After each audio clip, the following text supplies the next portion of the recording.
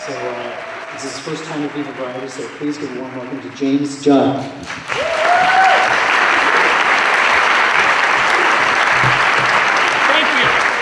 you so much. Thank you very much. I can't tell you how thrilled and excited I am to be here.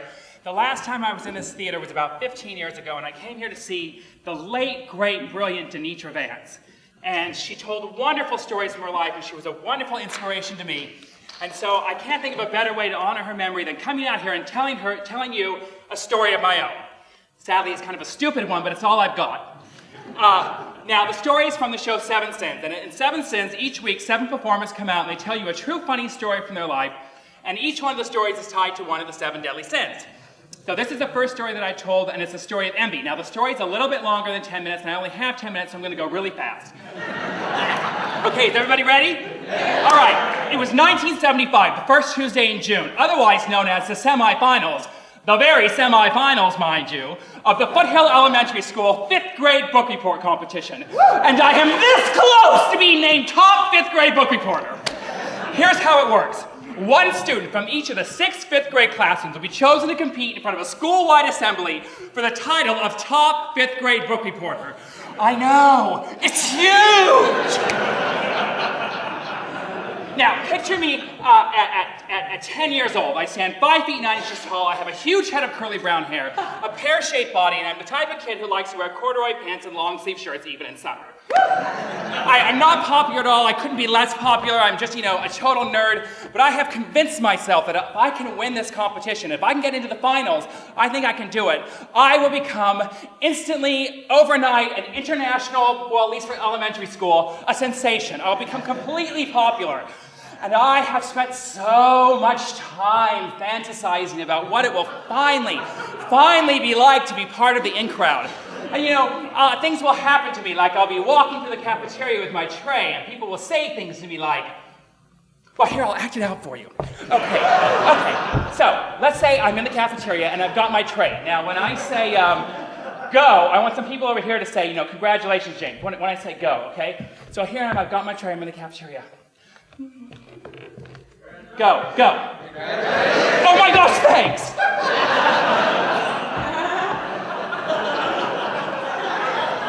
Now, there is just one thing or one person standing between me and the way of victory, and her name is Mary Ann Applebaum. Mary Ann Applebaum is in my class, which means I gotta beat her in order to get to the finals. And Mary Ann is the second most popular girl in the whole school. Felicia Johnson is the most popular girl. She already has boobs, but Mary Ann is number 2. And Mary Ann is, she's cute and she's funny and she's smart and she's a teacher's pet. And everybody likes her and they're like, oh, Mary Ann, you're so nice. And oh, Mary Ann, can you come to my party? And oh, Mary Ann, can I sit next to you at lunch? And oh, Mary Ann, I like you so much. And I just hate her, I hate her. And Mary Ann wants to be book report champion in the worst way. I mean, she pretends she doesn't care. She's like, I don't care, but I know she wants it. I see her for what she really is, a ruthless competitor. She's like the Tara Lipinski of 5th grade book report. On the outside, she's all smiles and let me entertain you, but inside, she's rotten to the core. Now, this thing is going to be won by whichever one of us has picked the hardest book. And I don't know what book she's picked. She doesn't know what book I picked, but I'm dying to know. So at this point, everyone else in the class has already, taken their shot at this thing, but we all know it's between me and Mary Ann.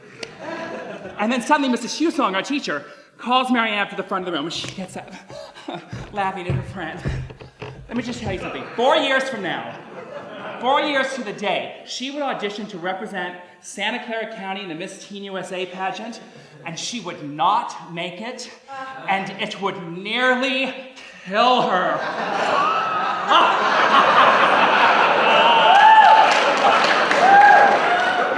But today she's on kind of a roll. Hi, my name is Mary Ann Applebaum, and the book I have chosen for today's semifinals at the 5th grade book report competition is Little Women by Louisa May Alcott. It's a really good book.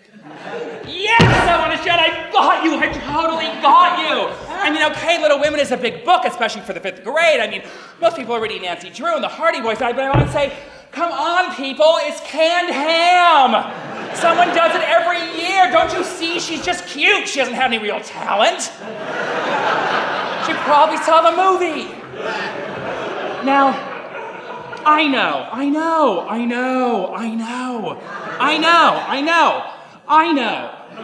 that I am not cute and funny and smart and pretty and popular like Marianne Applebaum. So if I'm gonna win this thing, I need a book that's really big, a book that's really just gonna put me over the edge. Something, gritty, something ripped from the headlines. So the book I've chosen is My Search for Patty Hearst by Stephen Lee.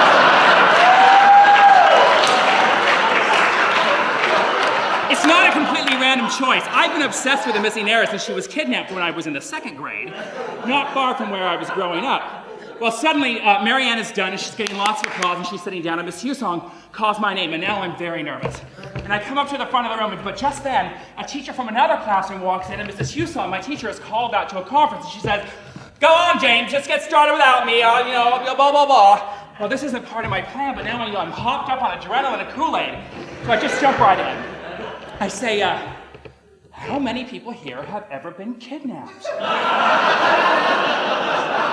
Nobody raises their hand. So I say, how many people here have ever been locked in a closet? Yeah,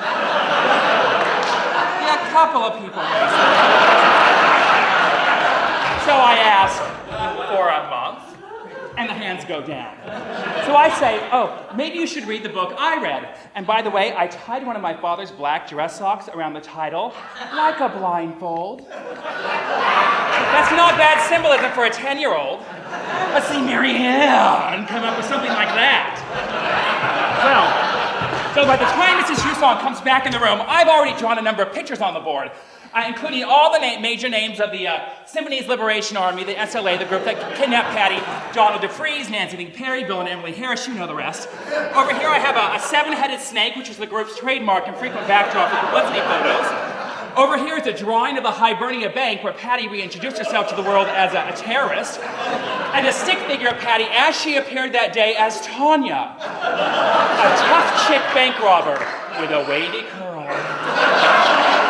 So Miss Hewsong comes back in the room and she looks at the pictures and she's kind of confused for a minute by what are the pictures and by the silence, because at that moment I was having everybody write their own ransom notes.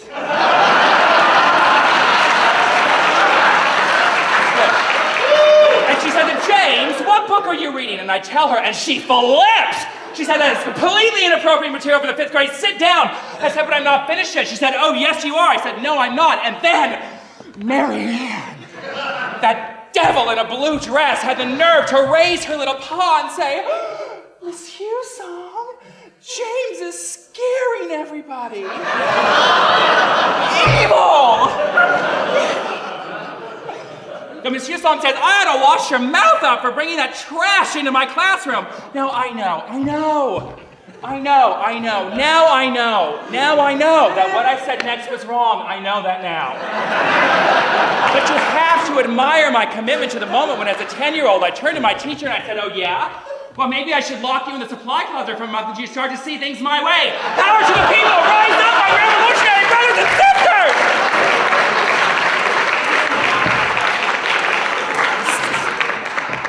So now I'm in the front seat of my mother's 75 Granada, having been sent home for the day for insubordination. And my mother is livid at having been called away from her job at IBM, where she's becoming something of an expert in the hot new field of word processing. But she's in no position to punish me because, you know what, she gave me the book, and the black sock thing was actually her idea. So she pulls the car into the driveway, and she grabs my arm as I'm getting out, and she says, "Just a minute. Since you're so good at remembering people's names and all the terrible things they do, I have a little job for you this afternoon. You do it, and I won't tell your father what happened." Well, you have to understand, I come from a strange family. When my parents met, my father was a missionary from Utah, and my mother was a cocktail waitress from Las Vegas. I like to tell people I was the only hard-drinking Mormon in kindergarten who could shoot craps. So I said, "Okay, what is it?" She said, "I want you to watch The Young and the Restless for me and tell me what happens. It comes on at 2 at Channel 5. Now you do it and this will be our little secret." So I did it, and wow, what an eye-opener. Later that night, my mother came into my room and she said, "Well, what happened?" I said, "Lauren, was buried alive on the eve of her wedding to Paul. Oh my gosh! Did Paul find her? Yes, but he didn't have a shovel. So he went to look for one, and he ran into Coco, who had a shovel, but told him that she was in love with him too and was planning on stopping the wedding anyway, so maybe he wanted to just leave her there. Well, what did Paul say? Well, nothing. I mean, he opened his mouth to speak and then closed it and then opened it and closed it and then the screen went to black and that was it. Now, if you ever watch soap operas, you know that this is true. Just when you finally want to hear what someone has to say, they don't say it. They open their mouth and then they close it. Open.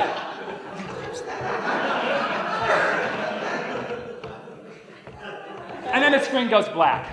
So my mother says, oh gosh, okay, you're gonna have to stay home tomorrow. Look, there's only a week left of school, what can you miss? So this was in the pre-VCR days.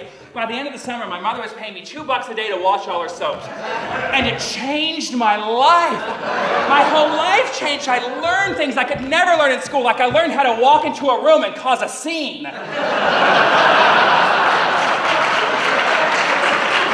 Case in point, the very first day of 6th grade, we go out to play dodgeball. And as happened every single day of my elementary school, Walter Center, the class bully, decides he's going to beam me on the back of the head with a dodgeball the first chance he gets.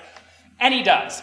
But this time, instead of slinking off to the sidelines like a loser while everyone laughs like I usually did, I stayed my ground and I raised my hands to the sky and I said, "Why, God! Why? Why have you let this happen to me?"